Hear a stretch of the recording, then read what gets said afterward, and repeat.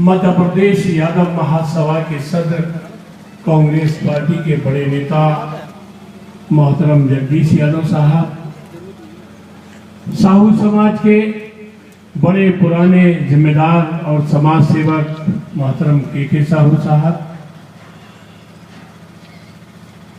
जलसे में मौजूद आप लोगों के बीच तमाम मजहबी नफरतों को दूर करके खिदमत का जज्बा लेकर काम करने वाले पूर्व जनपद अध्यक्ष यादव साहब, बहुत शानदार वक्ता और आपके बीच रहकर आपकी भलाई की बात करने वाले मोहतरम जैन साहब,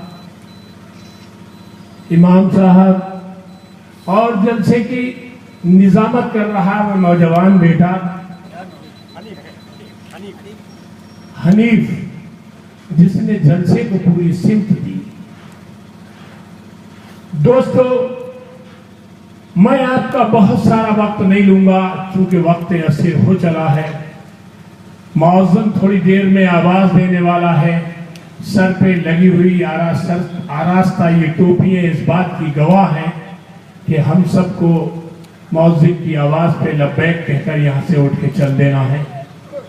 मुझसे पहले जिन लोगों ने यहाँ तकरीरें की, बहुत मुकर्रर तकरीरें थी, खास तौर से मेरे मजहबी कायद इज्जत माप गाजी वलीउल्लाह खान साहब ने जो तकरीर की, ये मजहबी जलसा आका का यौम पैदाइश और उनके ऐलानात और उनका इल्म, जिसके लिए मैं सिर्फ एक तालिब इल्म था, मैं सुन रहा था। मैं इस दुआ के साथ अपनी बात शुरू करना चाहता हूं कि अल्लाह, तू अपनी कुदरत से आका की यौम पैदाइश के मौके पर हम लोगों को उनके रास्ते पे मेरे चलने की तौफीक अता फरमा। और जिस दिन हम ये अहद कर लेंगे, उस दिन फिर हमारा नारा अल्हम्दुलिल्लाह रब्बिल आलमीन होगा। वो तमाम आलमों का रब है, वो एक इंसान का रब नहीं है, वो एक आदमी का रब नहीं है, वो एक मजहब का रब नहीं है, वो एक जात का रब नहीं है, वो तमाम आलमों का रब है, तमाम इंसानियत का रब है, तमाम मखलूक का रब है। और मेरा मजहब वो मजहब है जो इंसान तो बहुत बड़ी चीजें अशरफुल मखलूक है। मेरे आका कहते हैं, ए मुझे मानने वालों, तुम हरी भरी खेतियों को भी मत रौंद देना, चूंकि वो जुर्म है, वो गुनाह है। दोस्तों, मैं इस मौके पर तंग वक्त में सिर्फ ये कहना चाहता हूं कि मेरी हैसियत इस वक्त जो सियासत के मैदान में है वो मामूली नहीं है, बल्कि यहां बैठे हुए मेरे भाइयों, मेरे अजीजों, मेरे बिरादरान वतन और बिरादरान मिल्लत के लोगों, मैं ईवान बाला में आपकी आंखों की रोशनी हूं, मैं आपकी बाजुओं की ताकत हूं, मैं आपके पैरों की जुर्रत हूं, मैं आपकी जबान हूं। और अल्हम्दुलिल्लाह आपकी दुआओं से मैं उसको बरकरार रखने की पूरी कोशिश करता हूं। मैं कहना चाहता हूं, जब आदमी एक अच्छा इंसान बनने के लिए चलता है, 3 फरवरी को एक तारीखी इजलास हुआ। पूर्व जनपद अध्यक्ष जी, आपको बताना चाहता हूं, और वो इजलास हुआ गंगा के तट पर, अजीमुशान गंगा के तट पर, महाकुंभ के अंदर जगत गुरु शंकराचार्य दुक्षानंद महाराज ने किया। और उसका मकसद था गंगा की पाकीज़गी और गंगा की पाकीज़गी का ऐलान करना और गंगा की पाकीज़गी के लिए आंदोलन चलाना।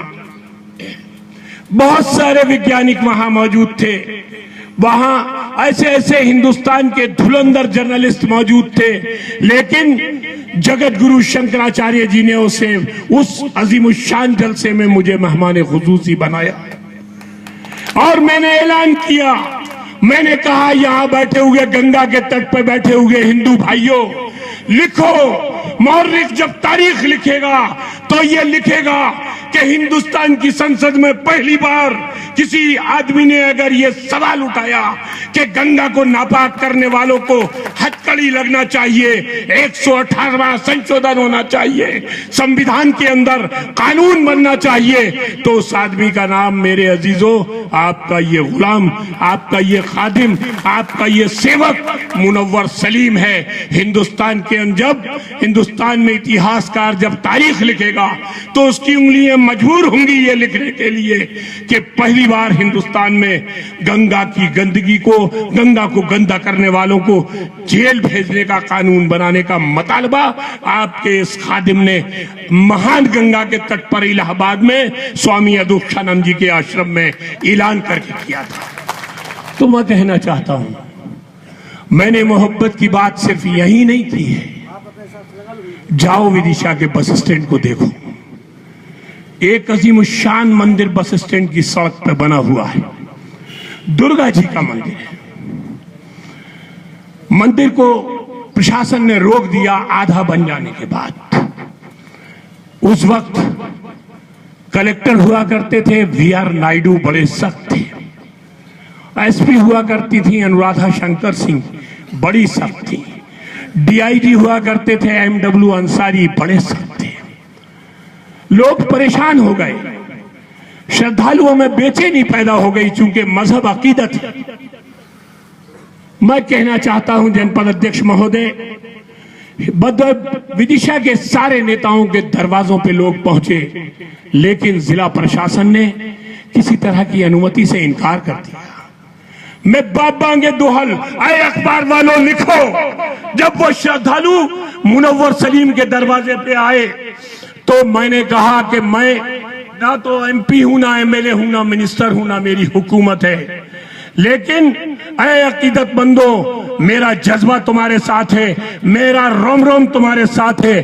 अगर आधा मंदिर बना है तो शासन कहां सो रहा था? अब इस मंदिर को पूरा कराना मेरा फर्ज है, मेरा वचन है, मेरा आहद है। और वो लोग जो मुझे और मेरे मजहब को भी बुरा कहते थे, मैंने जब उनके बीच ये बात कही तो उनकी आंखों से आंसू निकल पड़े। मास्टर रिजवान साहब के घर के करीब की बात, रोने लगे और अजीम मजमे के अंदर खड़े होकर मैंने कहा कि कलेक्टर जाओ, तारीख ये भी याद रखेगी कि मुनव्वर सलीम नाम का एक बागी एक मंदिर की तामीर के लिए जेल गया था, और तेरे पास कौन सी हथकड़ी है? मेरे हाथ में लगा, इस मंदिर पे पहली ईंट मैं रखूंगा, और मैंने रख दी, मंदिर तामीर हो गया। लेकिन जानते हो मुसलमानों, मुझे जवाब कैसा आया? यहां बैठे हुए लोगों, मेरी जिंदगी से सीखने की कोशिश करो। मैं चाहता हूं कि तुम सब सलीम बन जाओ। मैं चाहता हूं कुल्लु नफ्सुन ज़ाइक़तुल मौत, हर आदमी को दुनिया से जाना है जो आया है। मैं चाहता हूं जाने से पहले ऐ नौजवानों, तुम में भी कोई सलीम बने, तुम में भी वो जुर्रत पैदा हो। बस स्टैंड पे एक मदरसा हुआ करता था जो हर 3 महीने में फना हो जाता था, आज नजरे आतिश हो जाता था, आग लगा दी जाती थी, और मुसलमान गमजदा पुलिस के अंदर रिपोर्ट करने जाते थे। ये सिलसिला पिछले 25 सालों से कायम था। मेरे सामने खड़े हुए हिंदू भाइयों ने आंखों में आंसू भर के कहा मुनव्वर सलीम भाई, हम आपकी जुर्रत को दाद देते हैं, और वो मदरसा जो पिछले 25 साल से नहीं बन सका, हम अपने हाथों से बनाने का अहद करते हैं। और उसी वक्त वो हजारों का मजमा गामजन हो गया, और आज अल्हम्दुलिल्लाह मदरसा वहां मौजूद है। उन्होंने मुझे ऐसा जवाब दिया कि मेरा सर झुक गया। तो मैं कहना ये चाहता हूं कि ये जलसा मोहब्बत का है, और इस मौके पर जब हम इंसान दुनिया में आने वाले इंसानों के इमाम का जोमे पैदाइश का जश्न मना रहे हैं, दुनिया के सबसे अजीम इंसान का जश्न मना रहे हैं, दुनिया में इंसानियत की दावत देने का जश्न मना रहे हैं, तो हम आज अपनी जिंदगी में वो कर ले जो